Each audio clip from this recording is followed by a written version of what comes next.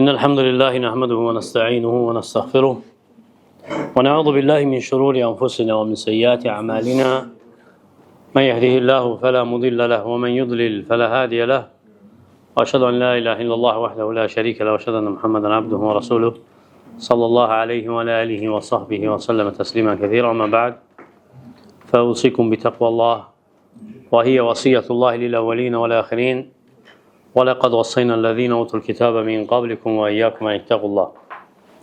Əziz değerli kardeşler, ilk önce Allah'tan korkmağı tövsiye edirəm.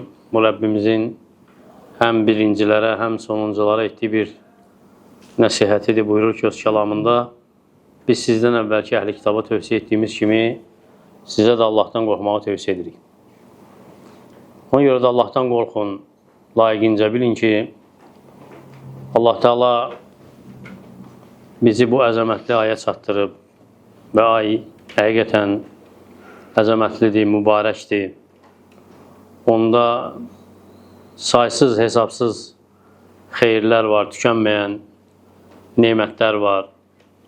Və bəs edir ki, xas olaraq fərz edib bizə bu ayda oruç tutmağı. Deyərək ki, ya eyyühəl-ləzīnə əmənu Kutibe aleykumus-siyamu kema kutibe alellezine min qablikum leallekum tettaqun. Ey iman gətirənlər, sizdən əvvəlkilərə fərz edildiyi kimi oruç fərz edilib. İman sifəti ilə xitab edib bizə və göstərib ki, oruç bizə fərzdir. Bizim öz xeyrimiz üçün, əzəmətli hikməti, təqvanı əldə etməyimiz üçün. Ona görə buyurub ki, fəmən şəhidə minkumuş-şəhra fəliyasum. Kim aya çatarsa qoy oruç tutsun. Və oruc da adət deyil ki, istədiyimizdə onu tutaq, istədiyimizdə tərk edək. Və ya ikinci dərəcəli bir şey deyil ki, bir iş deyil ki, laqeyd yanaşaq, səhlənkar yanaşaq. Əksinə rukundur. İslamın rukunlarından biri, necə ki, hədisdə gəlib ki, İslam 5 dayaq üzərində qurulub, onlardan birini sayanda deyir ki, sallallahu aleyhi və səlləm və səvmu Ramazan. Ramazanın orucunu tutmaq. Və kim səhlənkarlıq edirsə bu ayın orucunda və ya tərk edirsə bu ayın orucunu şəri üzül olmadan, heç bir üzrü olmadan öz nəfsini böyük bir təhlükəyə atır. Əzəmətli bir təhlükəyə atır. Və qəlbi içində cürət qapısı açır. Və elə-belə cürət yox. Allah Teala'ya qarşı cürətlənir, qoyduğu qadağalara cürətlənir, qoyduğu hədlərə, onları aşmağa cürətlənir. Və məsələ də asan bir iş deyil. Hansı ki, baxsaq görərik ki, üzr bu ayda əslində rüxsətdir Allah Teala'dan. Verib bəzi insanlara o rüxsəti bu ayın orucunu tutmasınlar deyə, xəstəyə verdiyi kimi, müsafirə, səfərdə olana verdiyi kimi, heyzli, nifaslı qadınlara, eləcə də övladına süd verən analara verdiyi kimi və ya həqiqətən oruç tutsa ona zərər toxunacaq bir kəsə verdiyi bir rüxsətdir. Çünki Allah Teala rəhməti genişdir, bəndələrinə rəhimlidir. Ona görə deyir ki, فَمَنْ كَانَ مِنْكُمْ مَرِيضًا وَعَلَى سَفَرٍ فَعِدَّةٌ مِنْ أَيَّامٍ أُخَرَ. Sizdən kim xəstə olsa və ya səfərdə olsa, o tutamadığı günlərin sayı qədər bəlli günlər hansı ki, tuta bilməyib, bir o qədəri başqa günlərdə tutsun. Lakin sözümüz burada nəyədir?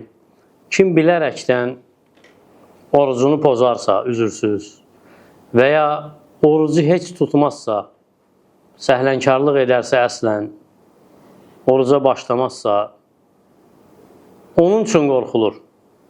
Ona görə də Allahın elçisinin zikr etdiyi bir təhdidə istəyirəm qulaq assın olar.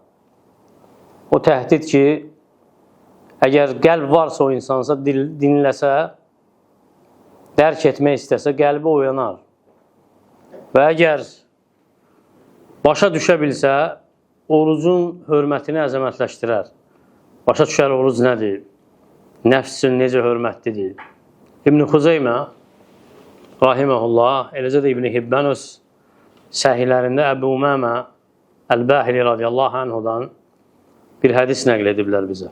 Və hədis də əzəmətli hədisdir. Deyir ki, Əbu Umamə eşitdim ki, Peyğəmbər sallallahu aleyhi və səlləm deyirdi ki, beynə ənə nəyim. Bir dəfə yuxudaykən və ya yatdığımda ətəni raculən, 2 kişi gəldi yanıma.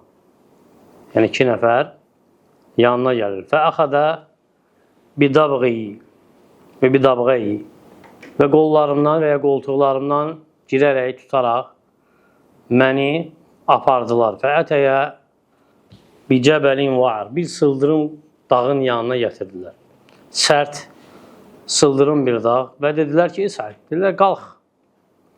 Dedim ki, innilə utiqhu. Mən bacarmaram ora qalxmağa. Dedilər ki, innə sənusəhilhu lək. Biz onu sənin üçün asanlaşdıracaq. Yəni qalxmağı sənin üçün asanlaşdıracaq. Fəsəuddu həttə idə kuntu fi saratil cəbəl.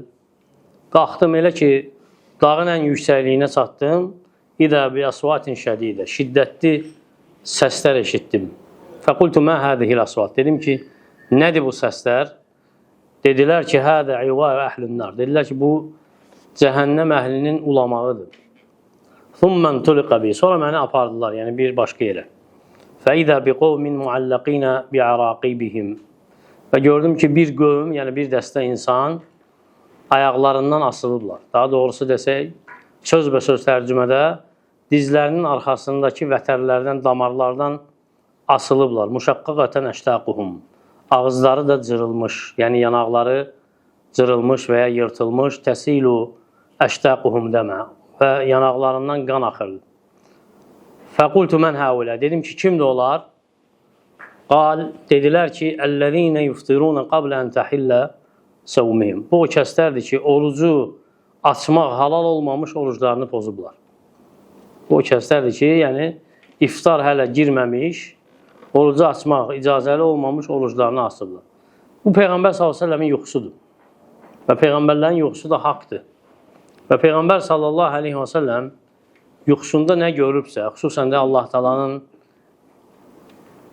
əhkamları haqda və ya qeybi məsələlər haqda və ya gizli nə varsa insana bu dünyada, Peyğəmbərlər nə görübsə yuxuda o ya xəbərdir, ya da təlimdir. Deyir ki, sallallahu aleyhi və səlləm, qablə təhillətə səvmihim. Onların orucu açmaq, halal olmamış oruclarını açıblar.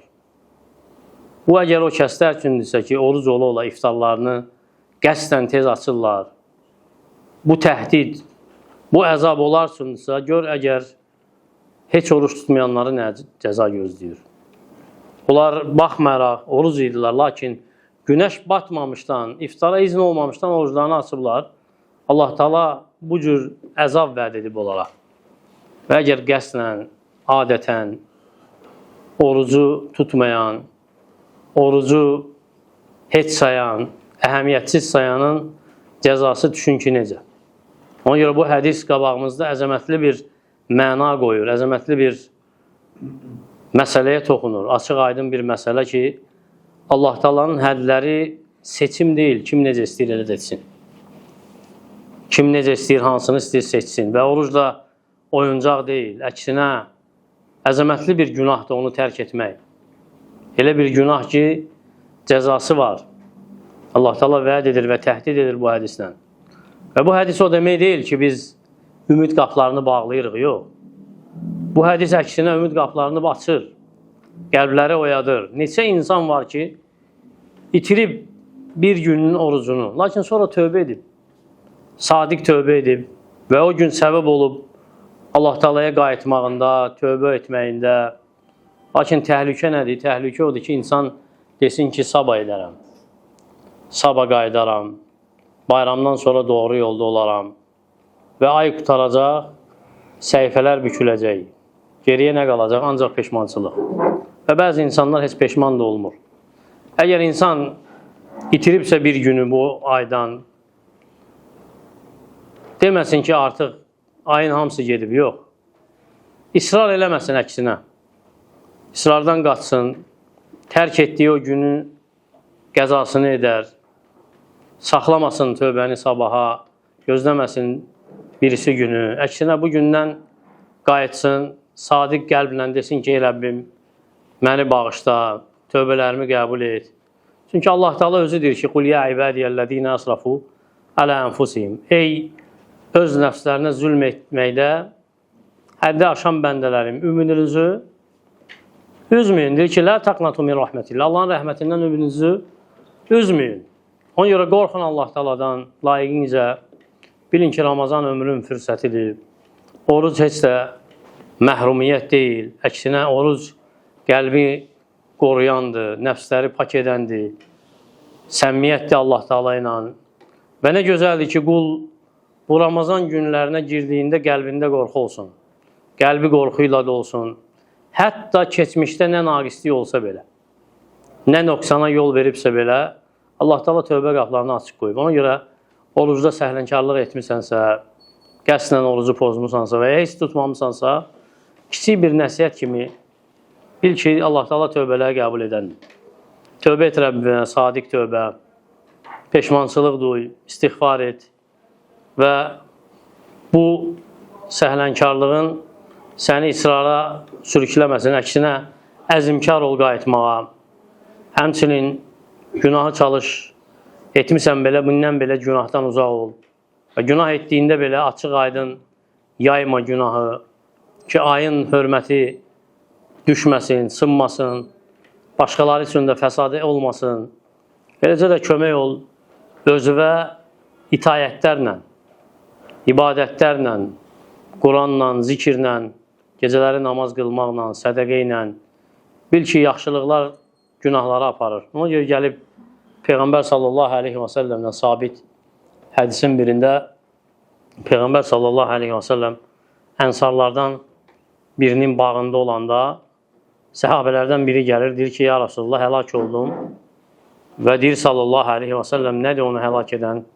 Səbəbi soruşanda deyir ki, bir həyətə girdim və ya kiminsə həyətinə girdim, orada bir qadın var idi. Zinadan başqa hər şey etdim oyuna. Və Peyğəmbər s.ə.v nə deyir ona? Deyir ki, bizimlə cəmaat namazını qıldın. Deyir ki, bəli. Və deyir ki, sallallahu aleyhi və səlləm, innəl həsənətə yudhibnə seyyiyyət. Həqiqətən, yaxşılıqlar pislikləri aparır. Ona görə də ümidsizliyə qapılma. Əksinə, axtar səni zəiflədən səbəb nədir? Əgər oturub durduğun insanlardırsa, uzaqlaş onlardan. Əgər gecələri oyaq qalmaqdırsa, tərk et onu. Namazda səhlənkarlıqdırsa, əksinə ciddi ol namazında. Və çalış, səbəbləri islah et, düzəlt. Düzəlt ki, Allah Teala səni düzəltsin. Ona görə Allah Teala bir qövmü düzəltməz. Bil ki, əgər onlar özlərini düzəltməyincə. Allah Teala'dan deyirəm ki, Allah Teala bizə bu Ramazan ayında, bu oruc ayında kömək olsun.